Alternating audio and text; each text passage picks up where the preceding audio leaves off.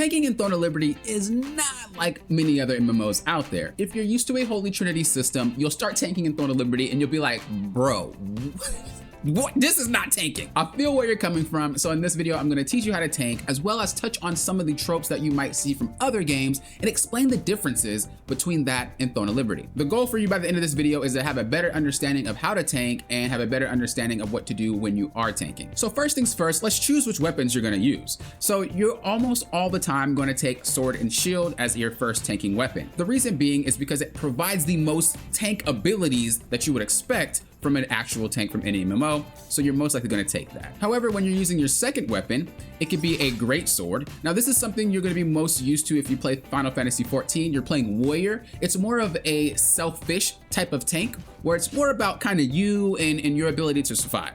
The other version of tank you can play is going to be the Great Sword, which is what we talked about, and Wand. This is going to be more of the Paladin type of tank that you're gonna play from FF14 again. I have more experience with that than Warcraft, so I'm gonna be doing a little bit more comparisons with that.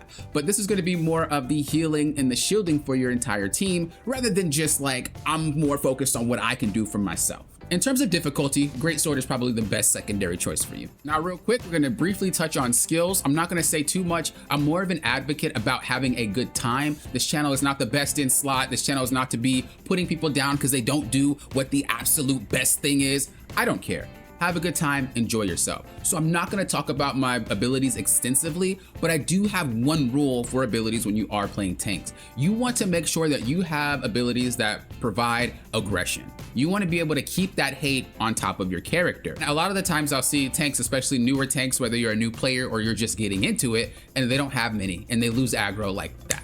So make sure that you do have that. The easiest way to tell if an ability has aggro is if you read the description. At the bottom of this ability specifically, you'll see greatly increases target's aggro, which is aggression. That being said, there are some abilities that have built-in aggro like this one, but there are some abilities that don't have that built-in aggro, such as this one.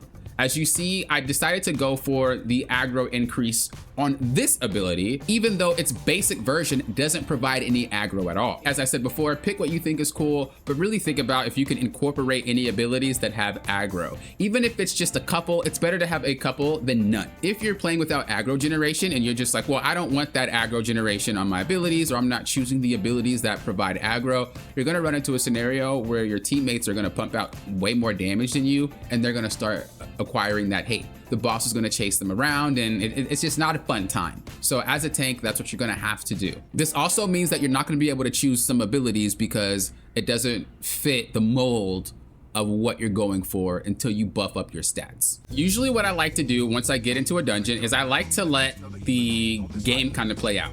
As you notice, my team just starts sprinting. This is one of the things that makes tanking in this game not really feel like a tank, is the fact that, bro, DPS don't care about you. You're basically like Meg from Family Guy. Like, nobody really cares about you, and they only really need you.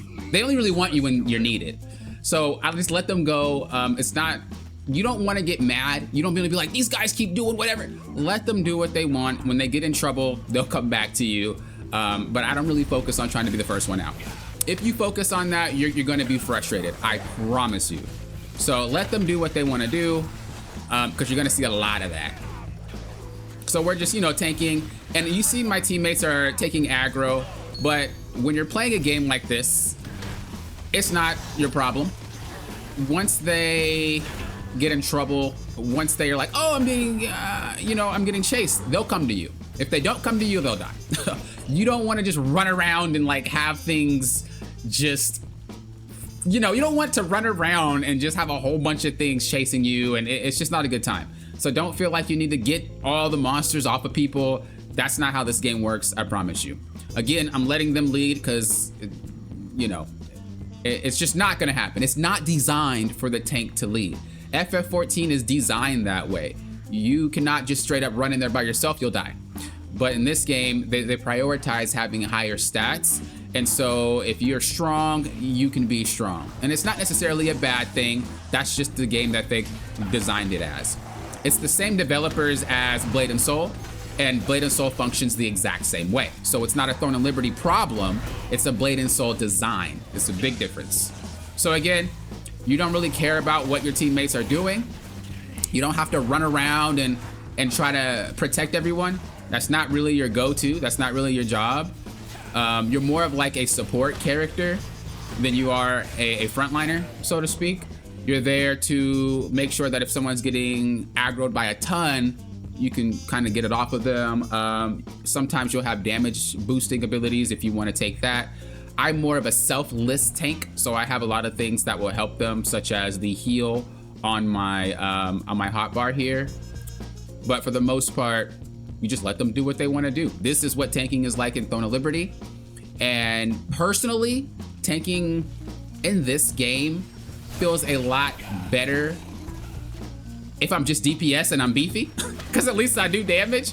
However, the tanking in this game, there's no fantasy of being a tank, because there's nothing to really fantasize about, right? You just tank a lot, but that's it. So we're dealing with another mini boss here. What you want to do is try to use all of your aggro abilities to keep the aggro. You'll know that you have aggro if you look at the character's bar at the top. It's glowing red, and it like blinks a little bit red. That's how you know you have the aggro. And so this is why aggro is very important, especially in this group, because I noticed that my team actually has really high stats. The more you play, you can feel it. But I noticed that they have high stats, and I noticed that they're very strong. And this is why having that aggro is important, because you're not gonna out damage those characters. You're not designed to. So having that aggro in your kit allows you to out damage them. What I would really like personally is a tank stance. Like, I would like a tank stance. If you have a tank stance, at least it makes it easier to hold that aggro should you get it. But you know, again, the game's not designed like that. As you see people running forward, people doing their thing, again, don't get mad. It's not something to be frustrated about.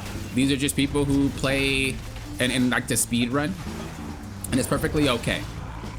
So just let them do what they want to do, and just kind of attack what you want to attack. Really, what is going on? Is that normal? I don't think I've ever seen that. So as you see, my team is aggroing over there, right? But they need to come here, because I'm not about to go over there. The boss went over there, so I go over here, right? And that's kind of how it works. That's kind of how it works. So as you see, it doesn't really feel like you're tanking. And this boss specifically actually aggroes randomly when he starts charging at people. It's random aggro. So, you know, something to think about. Again, I'm not worried about them. It's not that I have to keep saying that, and I know it might seem a little bit like annoying. But it is not designed like FF14. It is not designed like Worker. It is designed like Blade and Soul, where everyone's kind of for themselves, and a tank's job most of the time is going to be at the bosses. It's not going to be anywhere else. If you are lower level, like if you are lower geared and whatnot, people usually treat you like you're the tank because they don't really understand the dynamic. But once you start getting higher gear score, once you start playing in higher dungeons, you'll start to notice people don't really need you, and they'll run around and do what they want to do until they get in trouble. And then should they get in trouble, they'll come back to you or something like that. And that's pretty much how tanking is in this game.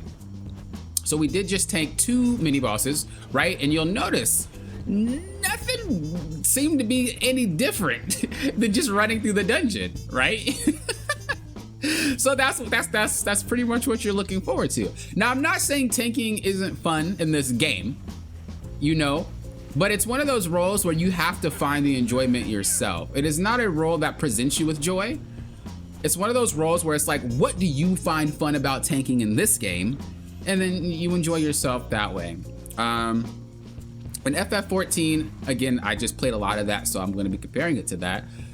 The fantasy of being that front line, that I will protect you, that I am here for you, is why I like tanking in that one. So now we're at the boss. What I like to do when I'm at the boss is I like to zoom out my camera. It's a lot easier to see what's going on, and it's a lot easier to aggro the boss, like fight the boss, if I have my camera zoomed out. So that's what I'm gonna do. Again, you wanna try to use all your aggro abilities like at the get-go. I'm actually losing aggro right now. Maybe, basically I'm not really paying attention too much. This whole entire dungeon I've been like trying to talk, so I am losing aggro little by little. But as you see, I'm getting it back. And you'll know if you lose aggro because, again, the bar at the top isn't flashing. This is why it's important to have those abilities that generate that aggro. If the boss aggroes another target, most bosses, especially stationary bosses, will start AoE blasting the room and do a ton of damage. If they can move around like this one, he'll just follow you, as an example. Or he'll, oh, I guess he doesn't follow you, huh? He'll throw like balls at you, but it doesn't really do much. But in most cases, the bosses, if they're sitting still, they're gonna just blast the room with AoE if the tank is not close enough. And if it's a boss that moves, well, they'll just follow you around. So that's pretty much what tanking is like in this game. As I said before, when you're tanking in this game, it's not like a traditional Holy Trinity tank. It seems like that's kind of what they're leaning towards, but they didn't really fully commit to that yet. It's possible for them to adjust things in the future, but right now it's more of like when you're tanking, you're just a support character that doesn't really offer that much other than just being a meat shield. As I said before, you could do that as a DPS or you can do that as a healer, just be beefy, and you still have a better job. You still have a better fantasy to fill because you're a tanky DPS or you're a tanky healer. You're a tanky tank, which doesn't really do much unless you're, again, fighting bosses, but you can get to the point where you're so strong, you don't even need a tank to tank the boss, you can tank the boss. See what I'm saying? At the end of the day, the most important thing when you're playing a tank is to understand it's not your job to protect everyone. If monsters and stuff are on your teammates, it's perfectly fine. If they really want them off, they can come to you. Otherwise, you just continue to do your thing and attack what you need to attack. That's pretty much what it is. There is no general rule of tanking like FF14 where you run wall to wall, grab them all, and then you sit and then everybody attacks. That's not how it works. In this game, everybody just kind of does what they want to do, and if you're needed, you're there. Otherwise, the game will play itself. Again, that's not to say it's a bad thing. That is the intentional design. It's not an accident. Blade and Soul runs just like that, and it's the same company as Blade and Soul. So until they decide to lean towards more of that traditional Holy Trinity style, this is pretty much what you're going to be dealing with. If you're looking for a healer guide, I am pumping that out today. It should be out already. Click the link in the description below, or it will be at the end screen of the video. I appreciate you guys watching as always, and until next time, you know what I always say. Thank you guys for doing what? Popping often. We'll often.